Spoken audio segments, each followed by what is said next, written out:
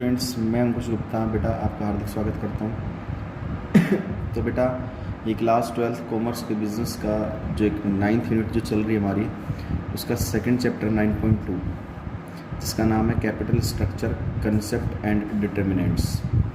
Capital structure के बारे में पढ़ेंगे बेटा अच्छे से कि कैपिटल स्ट्रक्चर होता क्या है। सबसे पहले इस चैप्टर को आराम से लेके चलेंगे, थोड़ा थोड़ा करके लेके चलेंगे, ज़्यादा नहीं करेंगे। सबसे पहले अगर हम कैपिटल स्ट्रक्चर की बात करें, कैपिटल स्ट्रक्चर की अगर हम बात करें बेटा, तो कह रहे हैं कि वो प्रोपोर्शन होता है जो भी हमारे पास डिफरेंट सोर्सेज होते हैं, कह सकते हैं it refers to that to the relative proportion of different sources of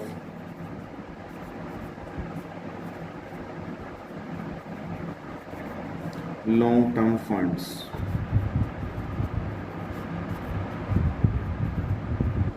तो बेटा कहने का मतलब क्या है कि इसका अभिप्राय उस सोर्स डिफरेंट सोर्सेज के प्रोपोर्शन में है कि जिसके लिए हम क्या करते हैं। देखो कैपिटल स्ट्रक्चर क्या है भाई, हमें जहाँ पैसा इन्वेस्ट करना है, जो हमारी पूंजी है, वो किस तरीके से उसका एक स्ट्रक्चर तैयार किया जाता है कि हमें लॉन्ग टर्म फंड्स, यानी कि जो लॉन्ग टर्म के लिए हमने पैसा इन्वेस्ट करना चाह रहे हैं, जो हमारे पास पूंजी है, वो लॉन्ग टर्म में किस तरीके से इन्वेस्ट की जाए।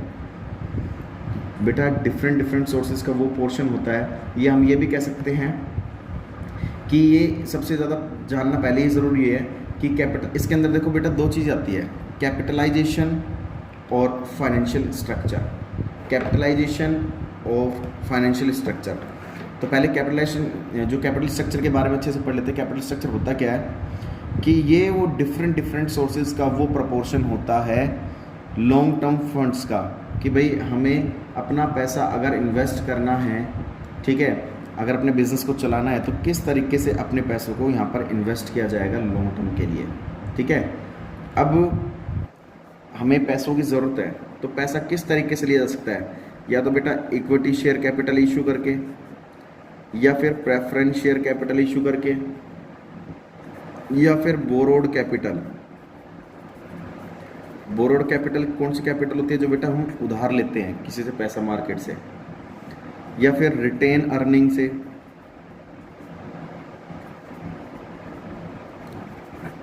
जो हमारे पास पैसा है अवेलेबल है उसको यूटिलाइज किया जाए। तो पैसा हमारे पास कहाँ से आ सकता है, या तो इक्विटी शेयर कैपिटल इशू करके पैसा आएगा, या प्रेफरेंस शेयर कैपिटल इशू करके पैसा आएगा, या फिर हम किसी से उधार लोन लेंगे, या हमारे पास जो अवेलेबल पड़ा है पैसा रिटेन अर्निंग, उसको इशू करके हम पैसा ले सकते हैं।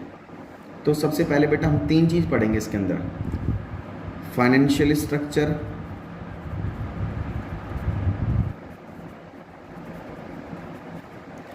कैपिटलाइजेशन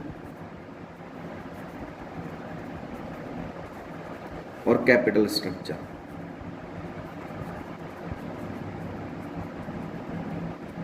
तीन चीज़ पढ़ेंगे इसके अंदर, फाइनेंशियल स्ट्रक्चर, कैपिटलाइजेशन और कैपिटल स्ट्रक्चर। तीनों का मीनिंग अच्छे से पढ़ेंगे। इसका मतलब क्या होता है, मान लीजिए बेटा, देखो एक आपको बुक में साफ साफ एक चार्ट के अकॉर्डिंग आपको बता भी रखा है कि कौन सी चीज़ क्या क्या होती है।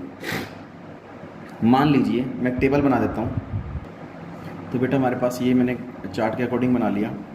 अब हम ये देखेंगे कि हमारे पास जो एग्रीगेट जो कैपिटल है, ये हमारे पास टोटल कैपिटल्स आ गई। ये देखिए, ये मेरे पास टोटल कैपिटल है, equity share capital, preference share capital, borrowed capital, retain earning और करंट लायबिलिटी। मेरे पास ये टोटल कैपिटल है।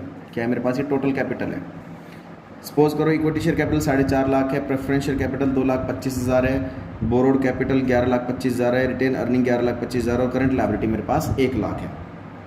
तो हमें टोटल कैपिटल हमारे पास कितनी है बेटा, 10 लाख है। ठीक है, अगर मैं इक्विटी शेयर कैपिटल इशू करूँगा तो मेरे पास 4.5 लाख रुपए आएंगे, प्रेफरेंस शेयर कैपिटल इशू करूँगा तो 2,25,000 आएंगे, अगर मैं कहीं से उधार पैसा लेता हूँ तो 11,25,000 आएंगे, अगर मेरे पास अवेलेबल बैलेंस पड़ा है बिजनेस के अंदर तो 11,25,000 रुपये मेरे पास वो पड़े हैं, और करंट लायबिलिटी मेरे पास 1 लाख रुपए की। इसकी टोटल कैपिटल है मेरे पास ये। ठीक है, टोटल कैपिटल का अगर मैं परसेंटेज निकालूं तो 4.5 लाख डिवाइडेड बाय 10 लाख गुना 100, 4.5 लाख डिवाइड बाय 10 लाख गुना 100। ऐसे 2,25,000 डिवाइड बाय 10 लाख गुना 100 तो ये आ जाएगा। ऐसे 11,25,000 डिवाइड बाय 10 लाख गुना 100 ये तो ये आ जाएगा। तो ये क्या हो जाएगी, सबके इंडिविजुअल परसेंटेज आ जाएगी कि इक्विटी शेयर कैपिटल हमारे पास टोटल कैपिटल का कितने परसेंट है, 45% है। Preference share capital total capital का कितने परसेंट है, 22.50% है। तो ये बेटा क्या आ गई हमारे पास, टोटल कैपिटल ऑफ परसेंटेज। अब total percent of long term capital funds कैसे आएंगे बेटा, अगर मान लीजिए टोटल कैपिटल में से अगर लायबिलिटी हटा दी जाए, इसको एक्सक्लूड कर दिया जाए, तो अब आपके पास कैपिटल कितनी बची, आपके पास कैपिटल कितनी बची बेटा, अगर इस टोटल कैपिटल में से इसको करंट लायबिलिटी को हटा दिया जाए तो आपके पास कैपिटल 9 लाख की बच गई। ठीक है, अब क्या करोगे, लॉन्ग टर्म फंड्स के कैसे निकालोगे percentage, 4.5 lakh divide by 9 lakh गुना 100 ये आ जाएगा। ऐसे तो अब तक हम डिवाइड में 10 लाख रख रहे थे, लेकिन अब क्या कर देंगे, 4.5 लाख डिवाइडेड बाय 9 लाख गुना 100 तो 50% आ जाएगा। ऐसे 2,25,000 डिवाइड बाय 9 लाख गुना 100 करेंगे तो 25% आ जाएगा। ऐसे ये डिवाइड बाय 9 लाख करेंगे तो ये आ जाएगा। मतलब इस तरीके से हमारे पास ये आ जाएगी। अब मैं आपको बताता हूँ क्या चीज़ हमारे पास फाइनेंशियल स्ट्रक्चर क्या कहलाएगा बेटा, जो ये चीज़ें हैं ये फाइनेंशियल स्ट्रक्चर है हमारे पास।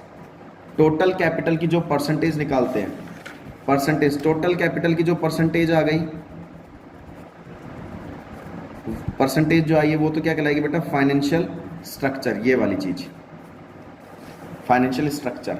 ठीक है, कैपिटलाइजेशन क्या होगा, अगर टोटल कैपिटल में से करंट लायबिलिटी हटा दी जाए, करंट लायबिलिटी को हटा दिया जाए तो जो 9 लाख रुपए की आएगी वो क्या आ जाएगी, कैपिटलाइजेशन।